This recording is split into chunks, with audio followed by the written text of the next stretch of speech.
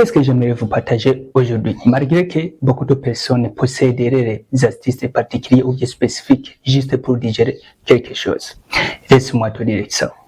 Tout le monde a quelque chose à digérer dans la vie. Par exemple, des blessures, des échecs, des regrets et des déceptions. Tout cela, ce sont des choses à digérer dans la vie. Mais la différence qu'il y a ici, c'est que beaucoup digèrent ce qui les détruit, pendant que d'autres digèrent ce qui les construit.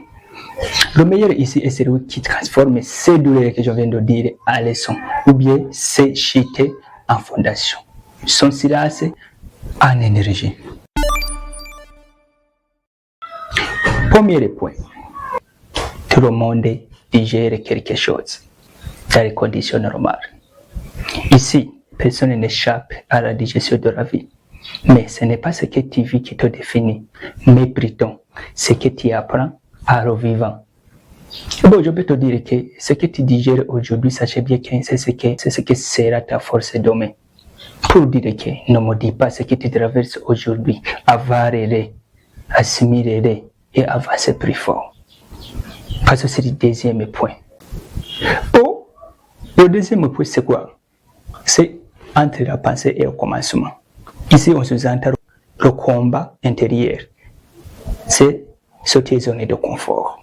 Et mon frère, sachez bien que tu devras d'abord combattre contre l'ennemi, le plus dangereux qui est toi-même. La peur du jugement, le doute de ne pas être prêt. Ici, laisse-moi souligner que personne n'est jamais être prêt.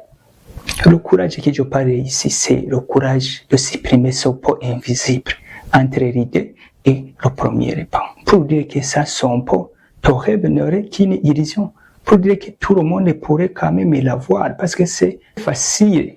Entre la pensée et le commencement, il n'y en a pas de pont qui est dur à briser. Parce que c'est le troisième point. Je te conseille d'être attentif à ce troisième point que je vais te partager. Parce que c'est la base des autres. C'est sortir de la zone de confort.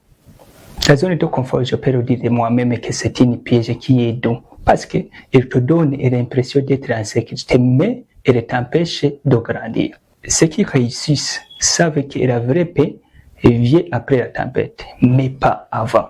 Tu ne peux pas te transformer sans passer par l'inconfort de la croissance. Pour qu'un métal quelconque puisse prendre une autre forme, il doit y avoir une forme de transformation qui doit avoir le temps. C'est entre le commencement et la réussite. On sous-entend la persévérance. Souviens-toi là-bas, c'est le deuxième point. J'ai parlé entre la pensée et le commencement. On a entendu que c'est le combat intérieur que j'ai surnommé sortir des zones de confort. Bon, sans trop tarder, laisse-moi approfondir le quatrième point entre le commencement et la réussite. Mon cher, c'est ici que beaucoup s'arrêtent parce que le chemin semble très long. Les résultats aussi tardent. Les promesses semblent très silencieuses. On travaille mais on ne voit pas les résultats directement. Parce que c'est entre le commencement et la réussite. Il doit y avoir la frontière d'effort.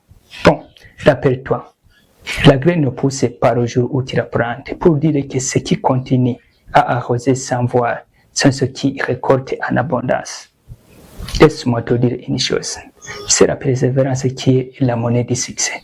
Plus tu persévères, plus tu bâtis, je dirais, une brique dans une maison. Et petit à petit, tu finiras le bâtiment qui est né dans une persévérance.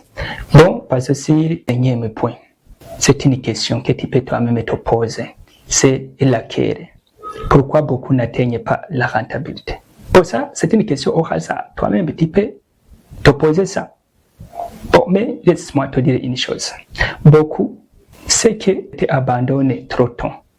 D'autres ne croient assez fort qu'il y aura de la rentabilité, sous prétexte qu'ils rencontrent des problèmes qui surviennent accidentellement. Bon, la vérité ici, c'est quoi? C'est que la rentabilité ne se trouve pas au début du voyage, mon cher, mais plutôt au bout du courage. Bon, laisse-moi te conseiller ça. Ne quitte pas parce que tu es fatigué, mais plutôt repose-toi, mais ne renonce pas. Reste debout, reste debout, reste debout. Comme conclusion, qu'est-ce que je peux conclure ici? Souviens-toi, mon cher, que la vie est une digestion permanente de tout le monde. Mais les forts ne sont pas ceux qui évitent les tempêtes, mais plutôt c'est ceux qui savent les digérer pour en extraire de la sagesse de vivre dans ce monde-ci dominé qui constitue plusieurs tempêtes. C'est pourquoi ce que tu vis aujourd'hui prépare ce que tu deviendras demain. Digère bien, mon cher, et avancez avec foi. Si cette vidéo t'a inspiré, n'hésitez pas de t'abonner et d'aimer afin que tu puisses m'encourager et aussi recevoir des vidéos de motivation chaque semaine. Merci beaucoup, c'est Yakoni.